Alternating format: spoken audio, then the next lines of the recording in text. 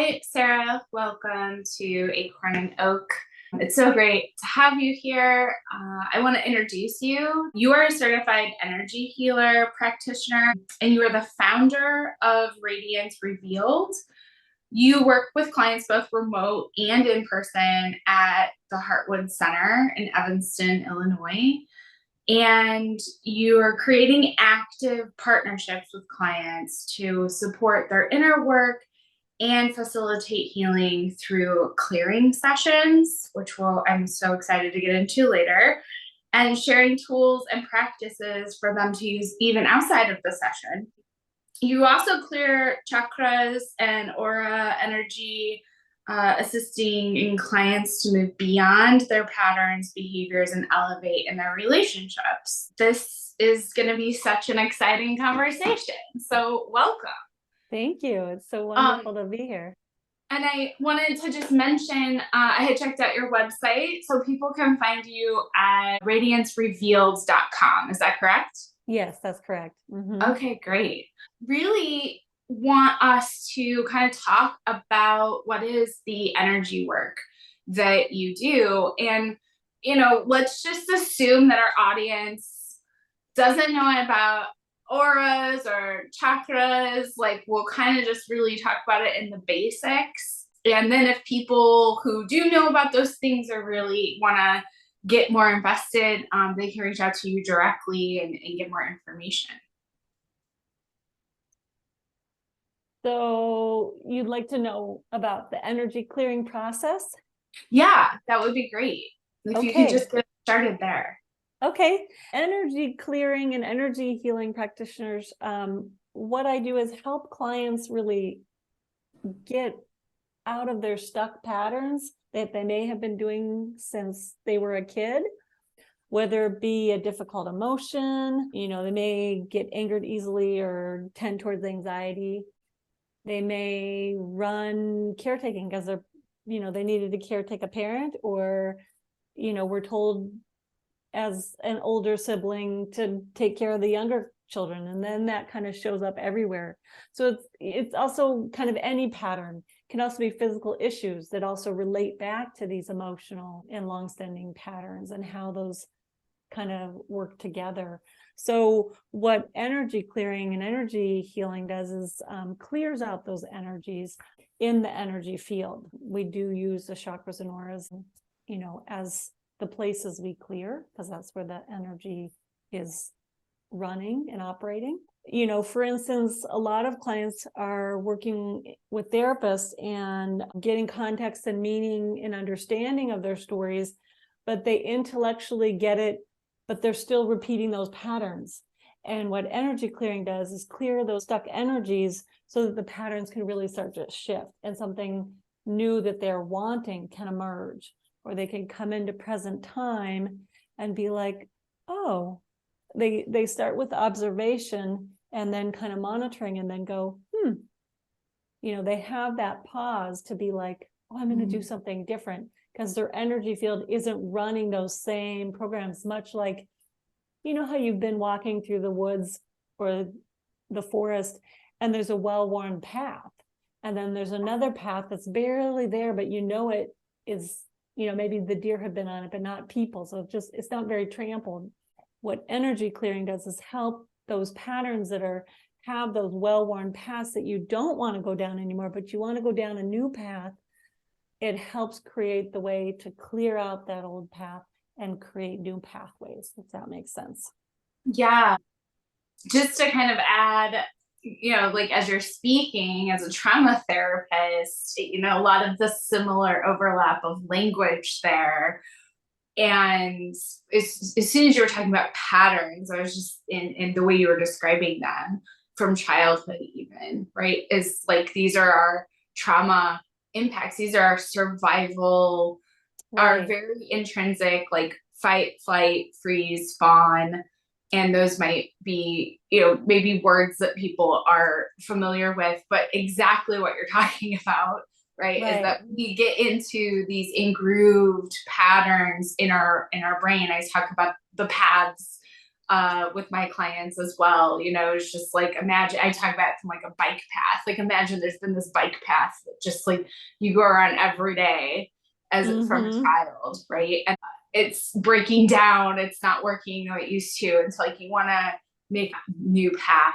What does that really entail? So it's such a beautiful merging of like language I know I use as a therapist, I'm sure other people do, and just how that overlap, I think it speaks to that of like, you're not doing something in opposition to someone in trauma therapy. In fact, it's very supplemental. Right. And I don't know if there's a difference. I was reading on your website the importance of energy regulation. Mm-hmm. So when I read the word regulation, I think about like, I'm sitting with a lot of like dysregulated patterns, and how do we get back to a regulation, or how do we co-regulate with people around us? So is it the same thing, or is there a difference, or what exactly is that process? Well, it's slightly different when you talk about energy regulation.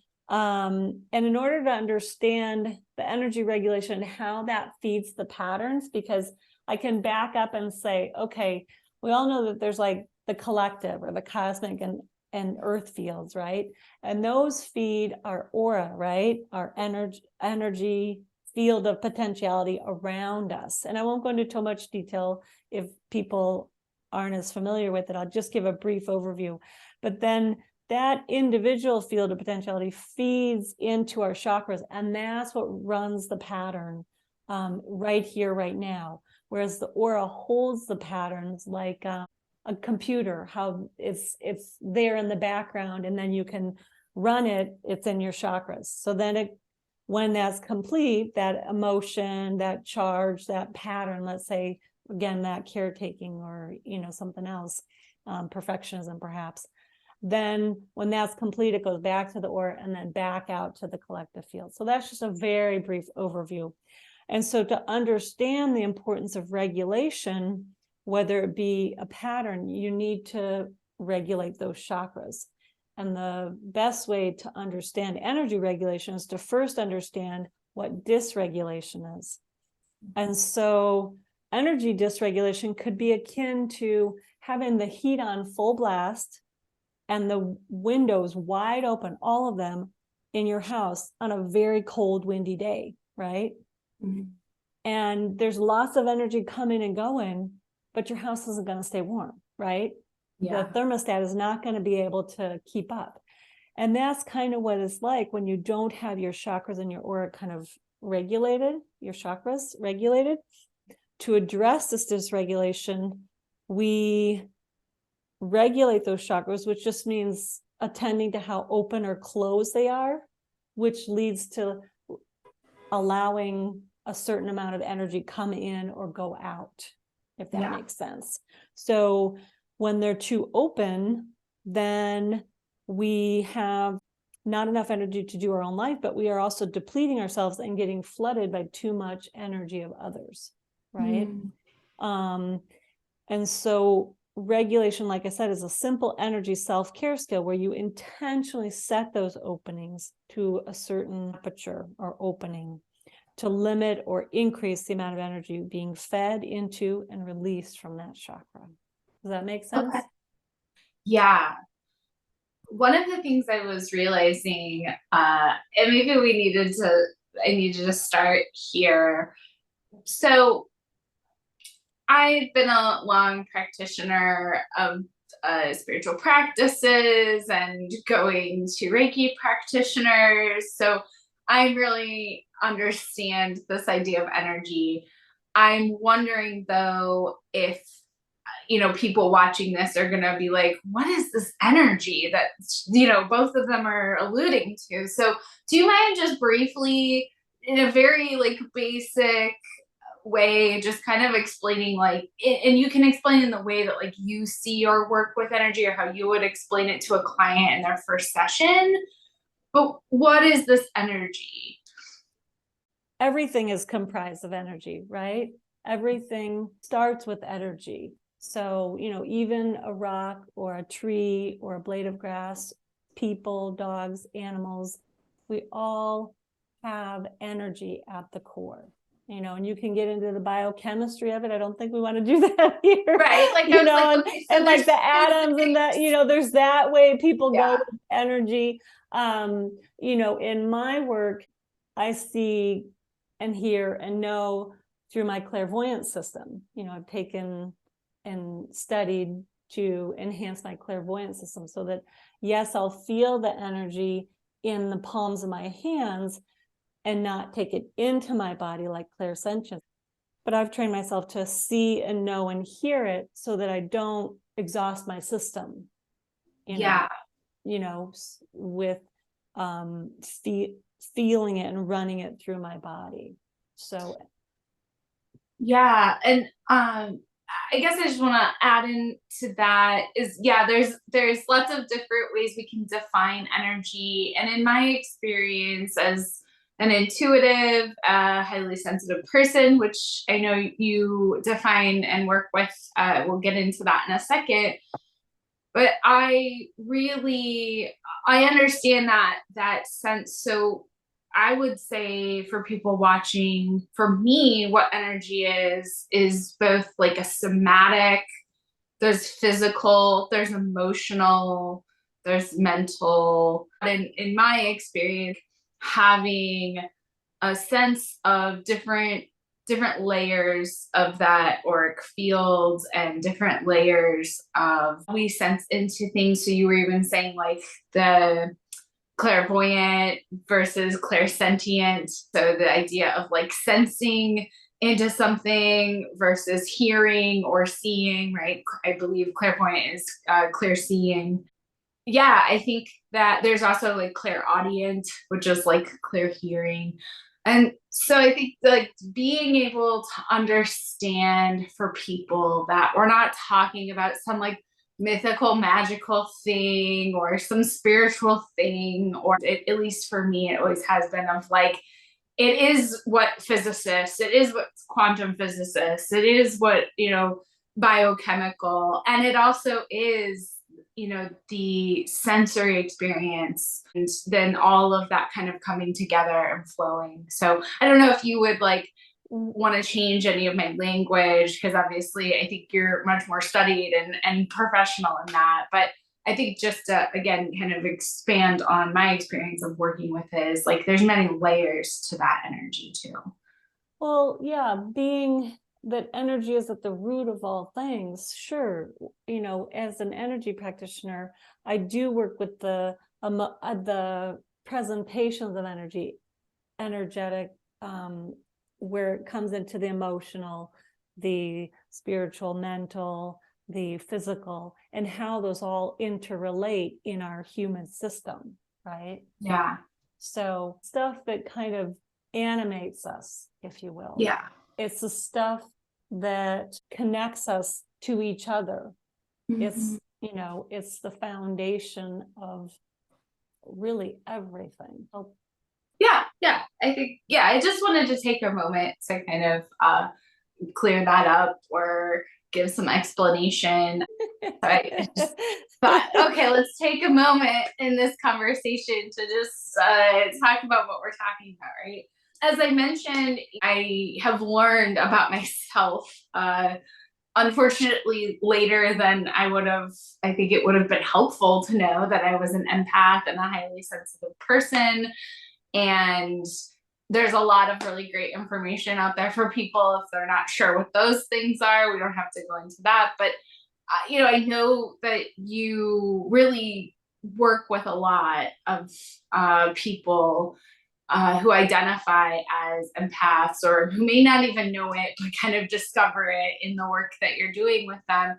And so it just would be, I think, really helpful for people to hear how your work, specifically around, the energy that they're taking in, or how to develop boundaries. And does this mean they have to be a totally different person if you're doing energy clearing around that? So yeah, just kind of lead into what you feel like would be important for people who might identify as that or be thinking, wow, I get so overwhelmed when I'm around people or in, crowded spaces. Or I know for me, it's like loud noises. I could be around a crowd, and if we're like all in a really like peaceful, like I've had this experience, like we're doing like a vigil, let's say, we're like singing or holding candles, or there for peace and have like a similar intention versus like going to a parade and it's like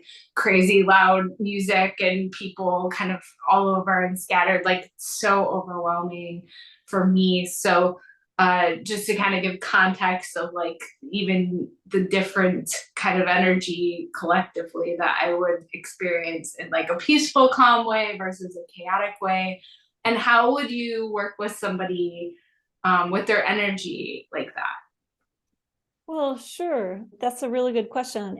Absolutely. I work with people that identify as, empathic sensitivity or highly sensitive person, HSP, and define themselves or connect or relate with those terms. And one thing I want to mention here is that a lot of people feel that is either, that they're kind of born that way, and they think of it either as like a superpower or a curse or kind of both altogether, right?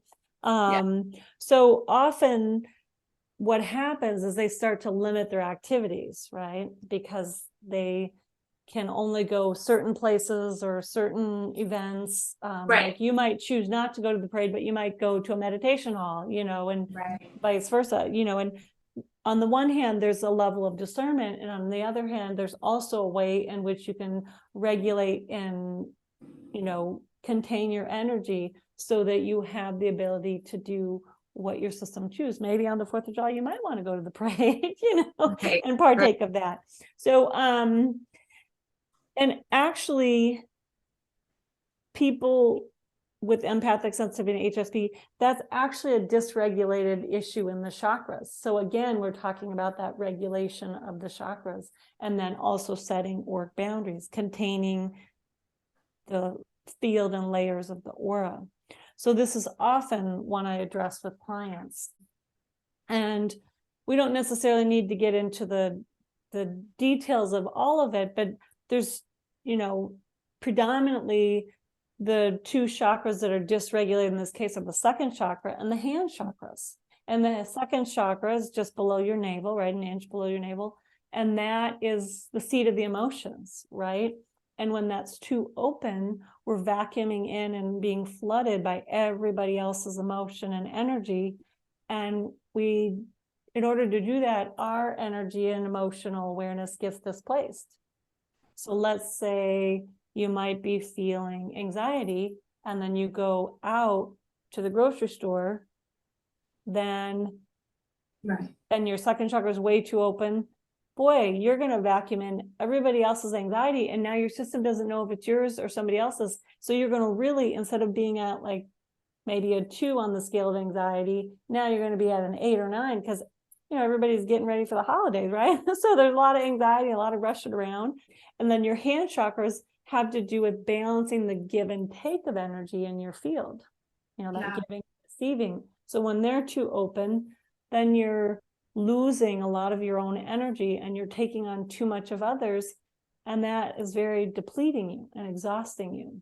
And so that's when you go to that parade and you have these dysregulated chakras, just as an example, then it's going to be much more likely that in 15 minutes or 20 minutes, you're going to be like, oh man, I got to go home, or this isn't working for me, or recognize that you're getting overwhelmed and it's very hard to be there if you do choose to stay, So therefore, regulating these chakras are very important in being able to make choice of and being able to operate, like we talked about, building new pathways, right? Making new choices in how you choose to live your life, what activities you choose to do. And, like I said, there's a level of discernment. You may still choose, what, I even with regulated system, that's just not something I choose to engage in. There's all myriad of things that go into that. So does that kind of explain it? Yeah, like I guess what's coming up for me, working with somebody in a session. So maybe in a moment we can kind of get into like what does a client experience in a session with you? How often should people be, I guess, attending to their energy or doing an energy session?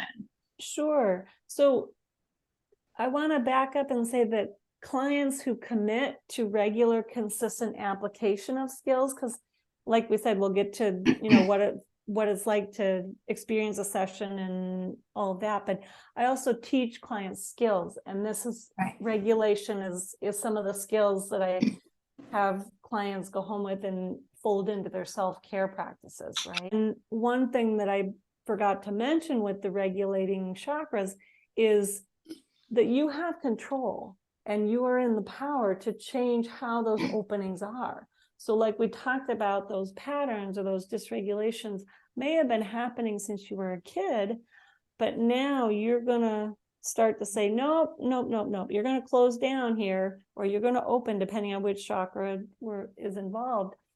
Right. But they're trainable much like puppies. And we think of chakras much like a puppy. Everybody can think of or imagine, if they haven't had a puppy themselves, that in order to train a puppy to pee outside, you better take them out pretty often in the day, right? Maybe once an hour, every 2 hours, and certainly every 3 or 4 hours at night.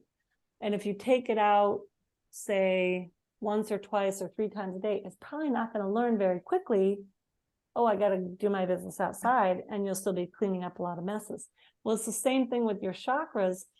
In the beginning, say for the first couple of weeks, you're going to set them as frequently as you can and kind of all day longer. And then you'll start to notice, oh, they're really wide. I'm getting flooded here. It's wide open. I better close it, in the instance like we were talking about of the second chakra, or the hands.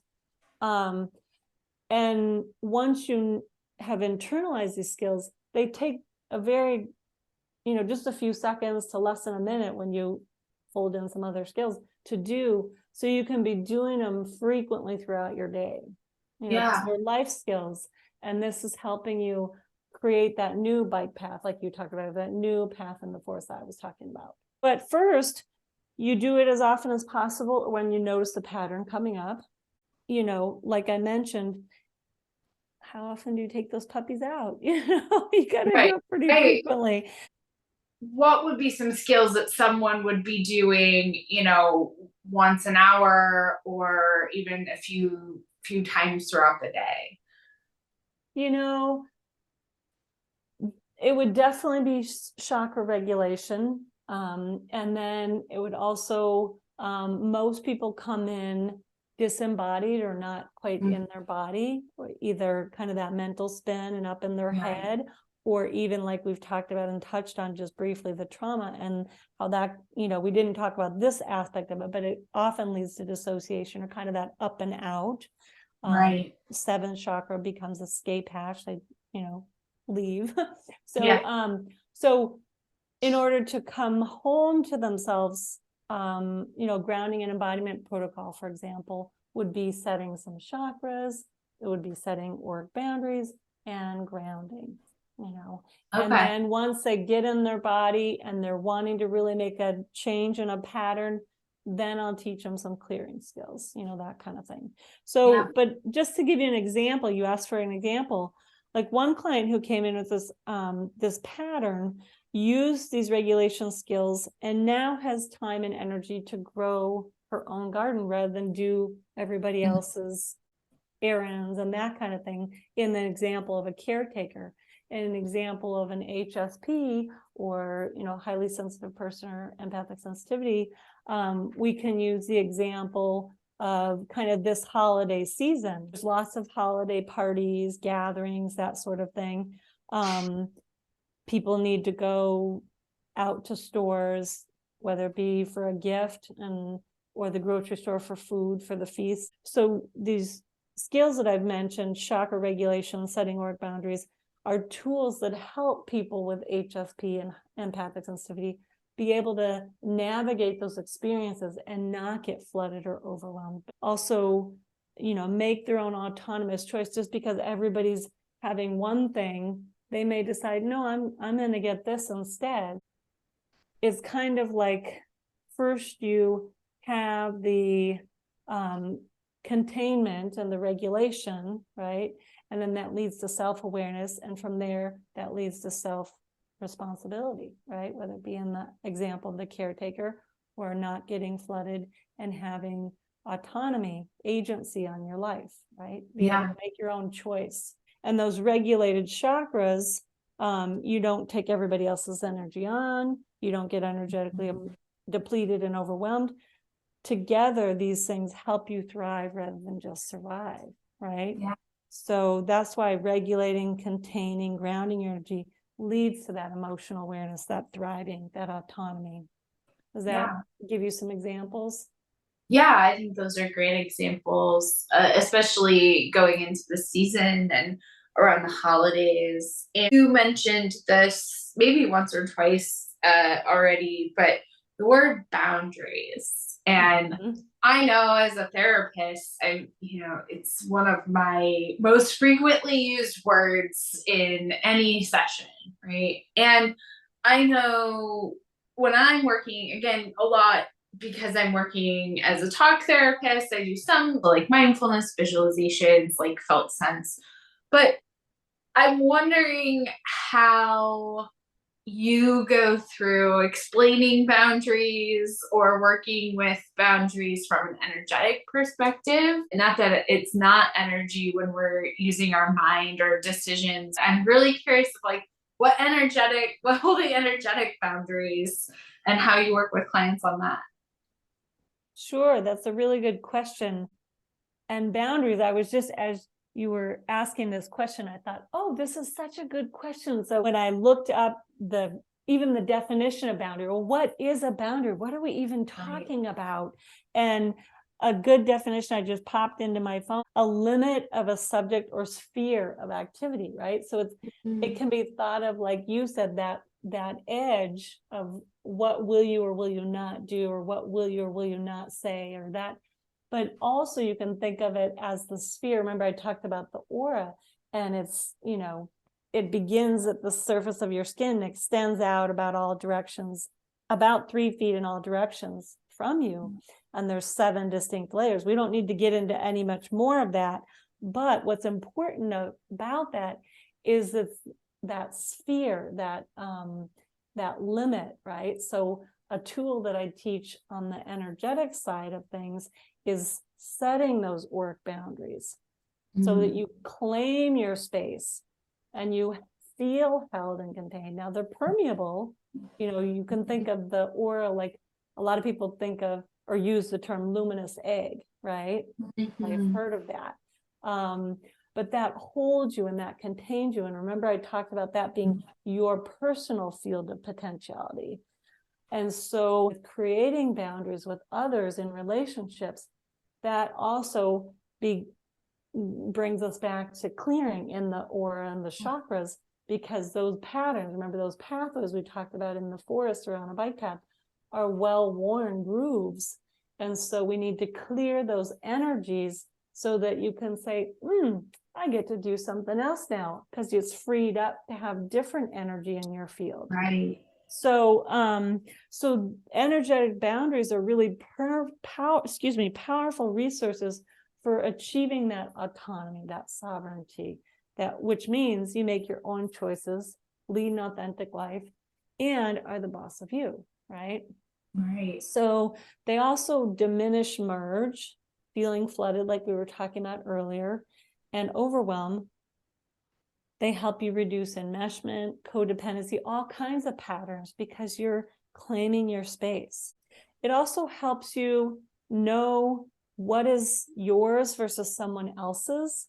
And you start to realize, oh, if it's not in my sphere, if it's not in my field, it's not mine to fix, it's not mine to manage.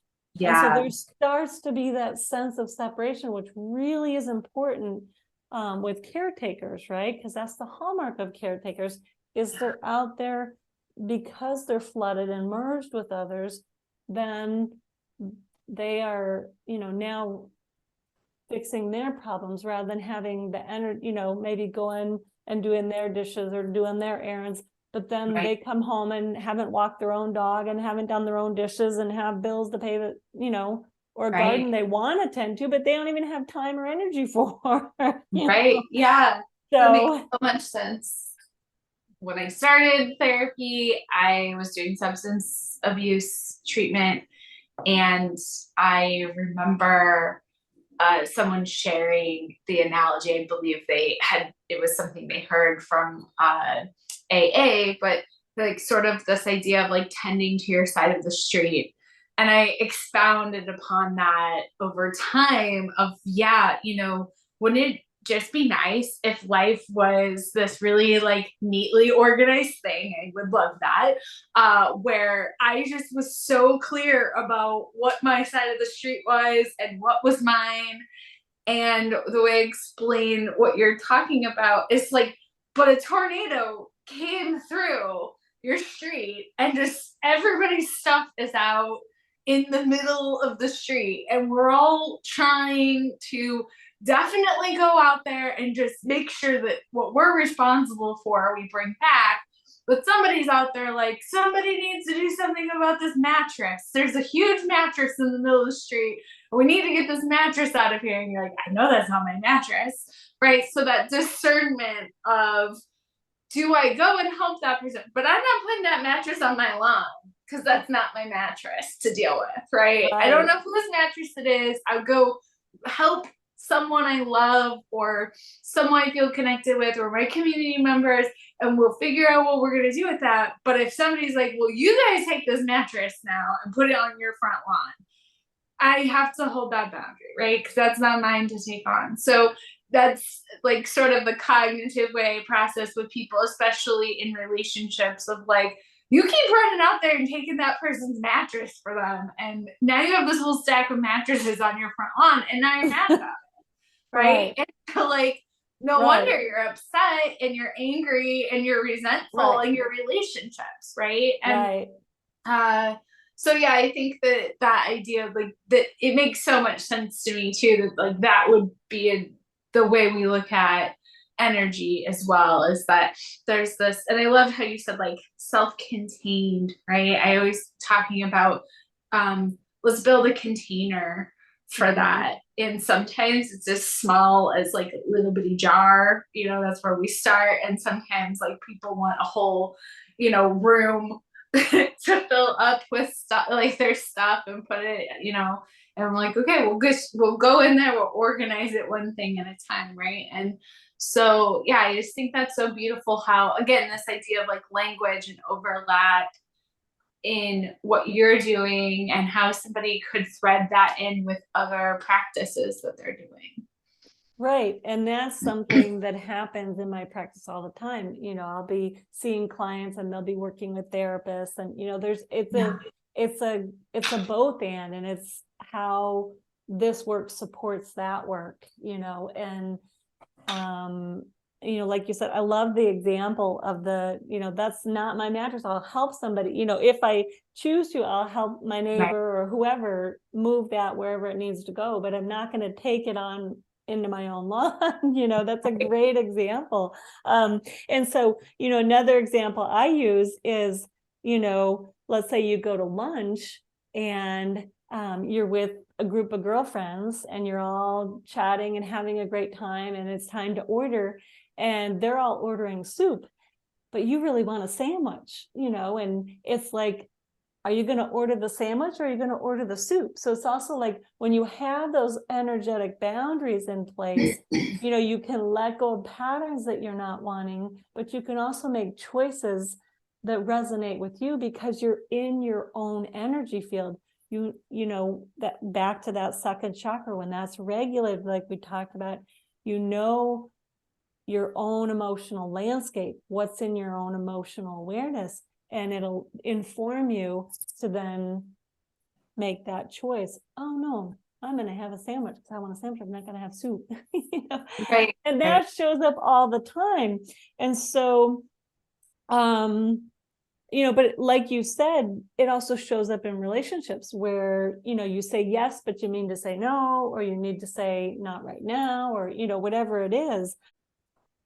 Just to let you know, or just another thought about boundaries is when they're barely there, that's when you're merging with others, Yeah. and your energy also leaks out of your field.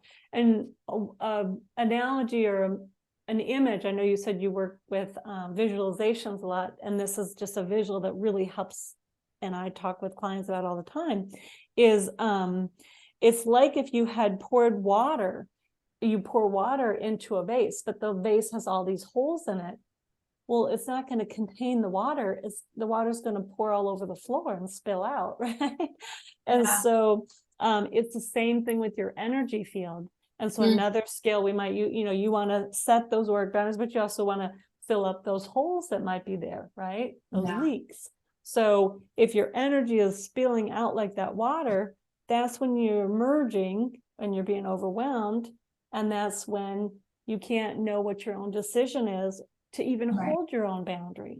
So the energetic boundaries are really important. And that leads to standing up for yourself, drawing the line what's acceptable, setting what people often think of boundaries in relationships, and they really start with internal, it's an internal thing. And it's regulating your energy, it's containing your energy, grounding your energy so that and I think a lot of people think of boundaries and work them from the outside in. And this is actually working them from the inside out, because you're aware of what's happening for you. You're contained. Your energy is home, like I've said. And then you can know, well, this isn't my choice. I'm going to do something different. Yeah. Yeah. And it's also a source of empowerment.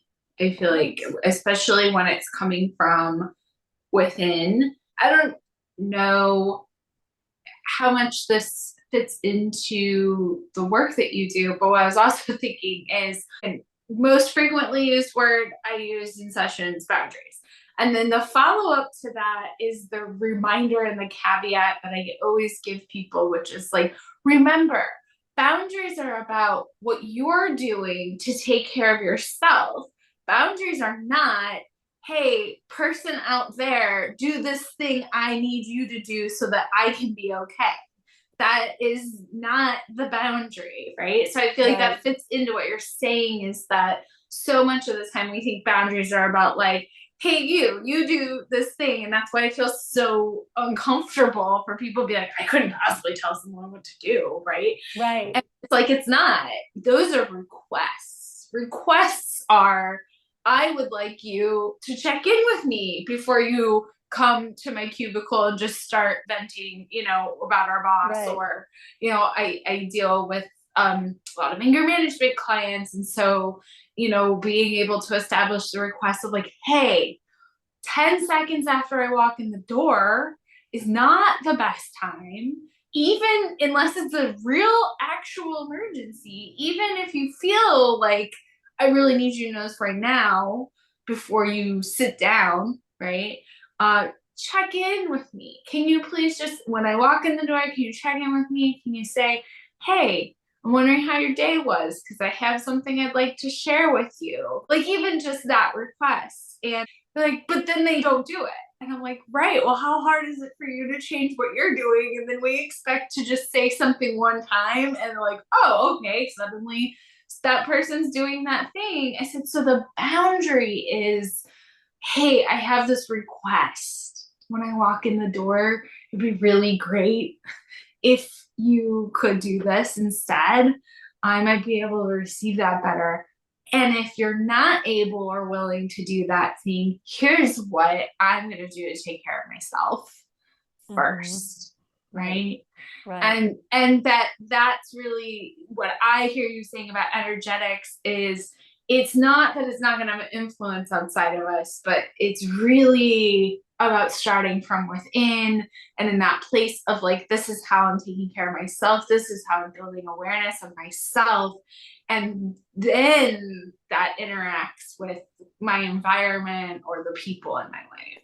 Right. And so we talked about the regulating the chakras so that you're not overwhelmed. And then we talked about Right. setting those auric boundaries so you have your own container, right?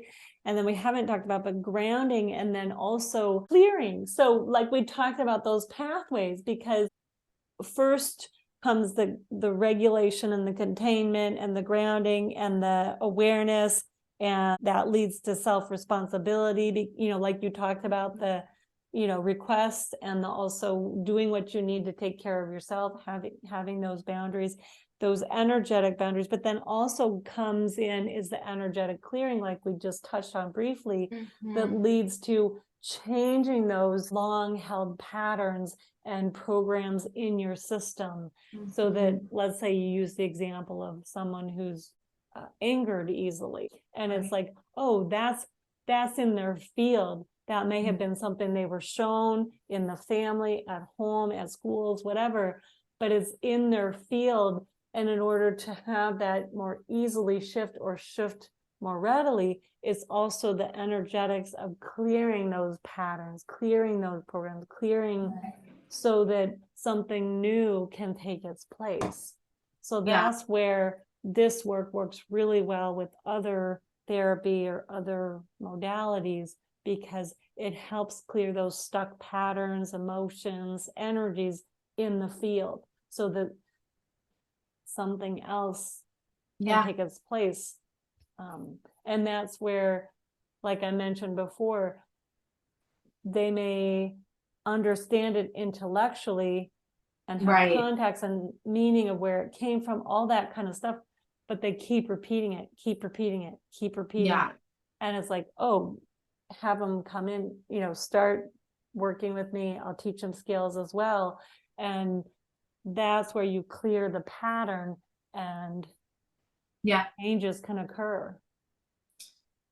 Yeah, I think that it's such a great segue into one question I've been thinking of. Just wonder, like, how does somebody decide if the work that you do is right for them? How does somebody decide? Well, I wrote a blog. I don't know if you saw it on the Heartwood website. And one of the aspects that I had is, well, who benefits from energy healing? So this might kind of answer that question. And is anyone committed to their healing and evolution and willing to do some inner work and be grounded, regulated so they may operate in current time, like we're talking about, and committed to clear their fields so that they can lead the life they choose. So really, it's anybody who's willing and motivated, because I create active partnerships, like I said, where the client comes in and will, there's a brief intake perhaps, but to get clear on what our work is together. But the bulk of the time really is where they're on the table. And I'll do clearing skills and all of that with them. But then I also will teach them regulation, setting auric boundaries, grounding, clearing for their ongoing use at home, so that their evolutionary healing process happens more readily. And it's not dependent. It's a joint effort, because they really are the healer. They're always making that change within themselves. I just help facilitate the process, if that makes sense. Let's say an energy clearing session, what does the client experience? In order to decide if this is a fit for them, that might be a helpful guide in that deciding process. So most times, or always, clients experience a great sense of relaxation. They often feel lighter and less stressed afterwards. They often use the phrase of down and in, or fully within, meaning that, or referring to that they're embodied, they're grounded, rather than dissociated or all up in their head. Clients have said, I feel as though I've come home.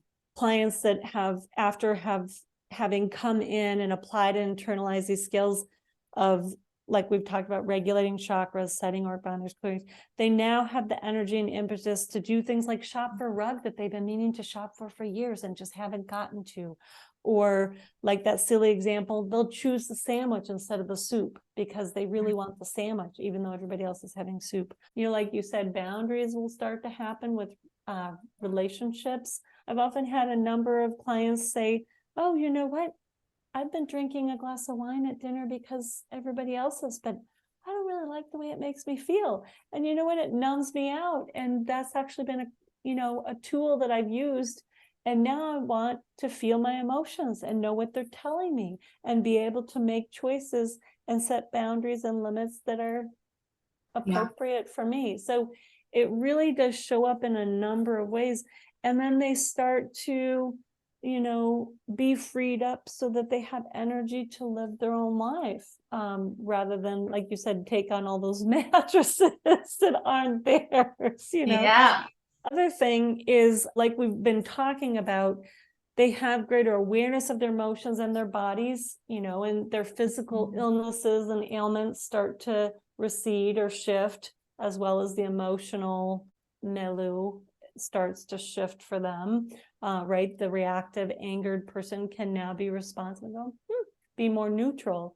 I often talk about it, energy work.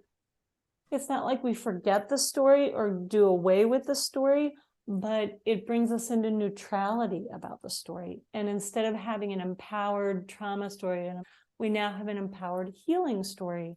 So it's a really big component for, shifting into something more that's desired.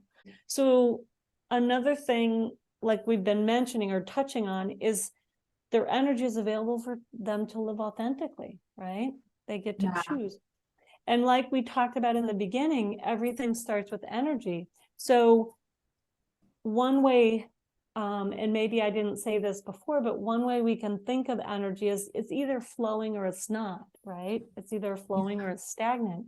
And the work I help people do is, let's use another metaphor. Let's use the example of a river.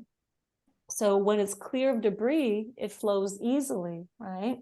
But if it's unimpeded and gracefully downstream. But if a tree has fallen or a beaver has put a dam in place, it's going to back up. Well, the same thing happens in your energy system. And like we talked about before, energy is at the root of all things. So when you take care of this field, you take care of your whole self. And when your energy is vibrant and vital, really humming, then you are radiant. And that's where my business name came, like Radiance Revealed. It's revealing that inner radiance in each and every one individual that comes through my door. That's my intention. That's my guiding light, is how can I help this person be radiant? I love that. I often say that I have expressed feeling shiny as a real feeling. Even though I know people are like, that's not an emotion. And it's like, well, it is though. Like feeling that radiance, right? Feeling shiny, sparkly.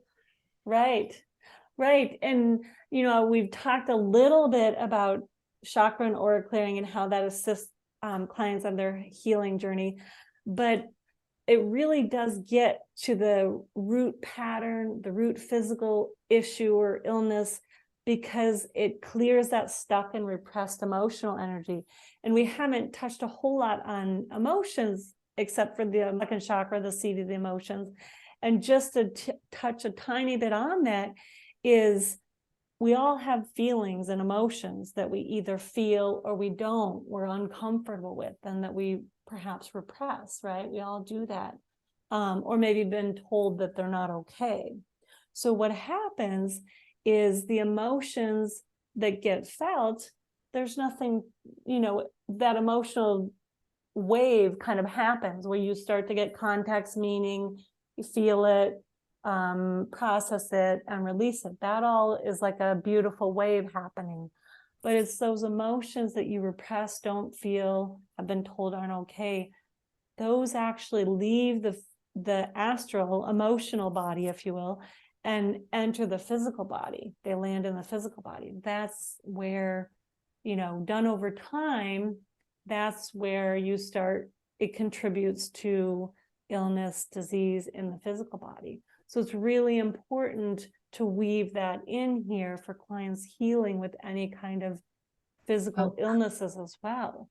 Clearing the aura, that field of potentiality of those patterns, of those emotions, of those themes and stories. This is really relevant for healing on a physical as well as emotional level, right? Yeah. And I often work with people getting grounded in their bodies to feel their emotions so that it doesn't land in their body and cause any illness. Yeah. As well as, if often they present with something already, then we connect the dots of what's going on emotionally and pattern wise that links or brings about this illness. For your work, it's an embodied sense, physicality, acknowledgement, but then there is like the, hey, we can work from different angles on that to get relief. So I love that. I was just going to say, everybody pretty much knows that you need to tend to the physical body, right? We know, everybody's heard about, well, you need to exercise and eat well and sleep well and all those kinds of things. And what the work I do and what we've talked about and touched on today is your energy body needs maintaining too. Right. And since it's at the root of everything, when taking care of this field, you really take care of your whole self, the energetic, the emotion, the relationships, the patterns. It takes care of it all, really. Yeah. It is a nice dovetail, like you said, with functional medicine, therapy, whether, the cognitive therapy, the somatic therapy, like massage, really works in tandem with all of these different tools and modalities. And the good news for anybody living here in the Chicagoland area, do a shameless plug for Heartwood for a second. Heartwood Center has all of those people under one roof, and it's a good place to go get some resources. Your website, radiancerevealed.com, there's a free online meditation, is that correct? Yeah, and actually I'm glad I forgot to mention earlier, it's a great tool for people to get an introduction to what we've been talking about today, because in that meditation, it's for grounding, it's for when you feel overwhelmed or scattered, but it walks you through, it's just a 5-minute meditation. It's a free meditation you can download, and it walks you through setting a few key chakras, and it teaches you grounding. It's a great introduction to this work, and some skills that you can internalize and have, for ongoing use. Yeah, that's a wonderful resource, and I'm going to be giving that out to my clients as well. Oh, absolutely. But yeah, just in consolidation then today, is there anything else that you feel like would be important, or anything else that you want people to know about your work or their energy? Oh boy, there's so many ways we could go, and I know we just have a few minutes left. I know, it goes by so fast. I know, because we really didn't talk about embodiment and grounding, and that's such a key component to this work as well. But I did want to kind of circle back and finish a thought when you were talking about this work with clients, and that motivated clients, if they're really working on a physical and emotional pattern, they come in once or twice a week if they have a long-standing issue that they want to work on, or they come in once every week or two to really getting some momentum, if you will. And in the beginning, there's something to be said for more is more, and to have the new ways kind of replace the old patterns, like we talked about, creating a new path, whether it be a bike path or a pathway in the forest. But also more frequent visits help support clients' ongoing learning and internalizing of the skills that support their healing and evolution process at home and on their own. But yeah, if we ever do this again, I would say, wow, we really need to put a bookmark to the whole embodiment, and because that's such a component that's really basic to most clients that I work with. That's where we start. And, when they have trauma, particularly in the dissociation, coming home and feeling safe in their skin. Wow, it's a big thing. Yeah, it's a really huge thing. Starting that journey makes sense that we would start from a place of, yeah, that container idea, right? Is that like there's many containers and one of them is our physical body and being able to start there. Right. Yeah, makes sense. And I'm sorry we didn't spend more time there, but I also feel that embodiment as a whole subject does seem to be more mainstream these days. So maybe even just being able to mention that and having people, again, check out your website at radiancerevealed.com to get a hold of you, to get a hold of those resources. That'll be a good way for them to explore some of that for themselves too. Yeah, that sounds great. So yeah. So thank you so much. I really appreciate, I just, again, I want to thank you for putting up all these videos for people. And, I'm honored that you decided and asked me to do an interview. I think it's a great resource for people, learning about their healing journey and all the different topics you have up on your YouTube channel. yeah, thank you. I'm just thrilled to be here and share about my work, and this was a great conversation. So thank you. Yeah, absolutely. It's really, I enjoy the conversation. So thank you for being here. And I will have the link to your website. And if I can also find a way to pull the meditation, I'll also link that directly into the YouTube description for people. And Great. yeah, That's thank wonderful. you for being here. Yeah, thank you.